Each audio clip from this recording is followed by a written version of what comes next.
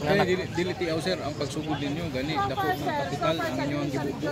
Yes, dili tiaw kay ang usa ka unit sa una wala dili pa man mo approve dito ang land bank no kay tan-awan pa to mga dokumento. So naami sa mga bangko nga mga commercial bank. Gani ang unit kung personal 20% ang DP.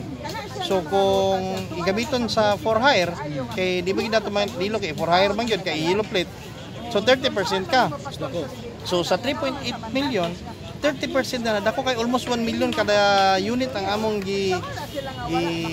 invest sa down lang o pilawat sa processing.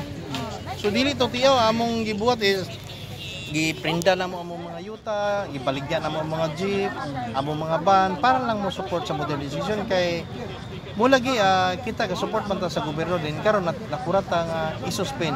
Siguro kung naminaw lang unta na ay dialogo ang mga ang Senado ilabi na sa chairman sa transport, itawag unta ang nag-modernize or ang transport sa tibuok Pilipinas nga unsay buhaton nga namin nagmulo nga mga cooperative or mga operator nga single nga tawag natong single kay uban sila nang pag-consolidate wala sila tanan.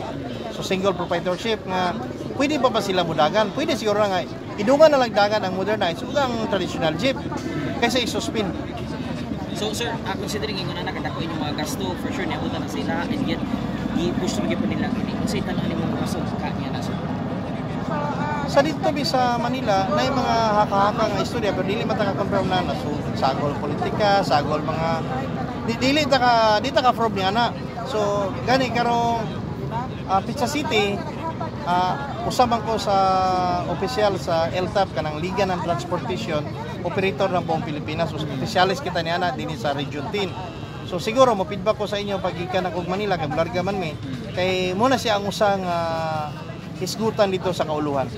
Pero sir, katong mga gipang point out sa mga senador, kumbinsido ka itong ilang mga rason na gikat China, ban ulang kuno information drive ang sa mga wala na pa-consolidate. Kumbinsido ba mo ang mga rason sir? Ang uban wala ko kabalo pero sa Dunsals Express dili ko kumbinsido. Ngano? In the first place pag pagsugod pala sa grabe nga information drive sa amo. Mo bitaw nang ni-invest may tungod kay nasabta na mo ang programa. Wala nagbiting sa isa ka duha. Daghan nga meeting ang nahitabo gani gadto ko sa Manila. Gikatawan pa ko sa una kay ngano nag-modernize ang Dunsals nga kinsa may mosakay anang naa nga mahal ang yun sa pagbawi. Pero sa Cagayan de Oro ang una nag-modernize kami duha ni Orozco. Kami ang una na. Din kasapon pagid mig pandemic time. Yes.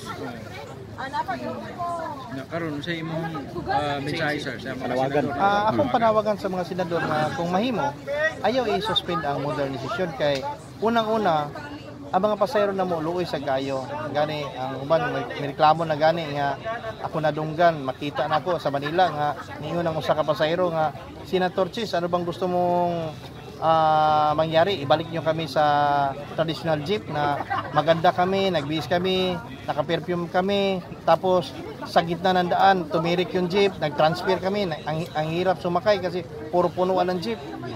So compare to traditional jeep na pagsakay nila dumarating talaga sila sa destination nila. Pero yung sinasabi nila na mahal, dali masira, actually yung Dunsals Express is 5 years na. Ako ang pinakauna nag-sign na dito kasi yung ang Orozco, sila Hino, Japan sila. Ang Dunsals sa gignan ko nila nga kuan ko kanang dali madaot pero until now gadagan pagyapon ng mga Dunsals. So depende sa operator din unsaon po nila pag disiplina ilang mga driver. Salamat sir. Thank you sir. Salamat.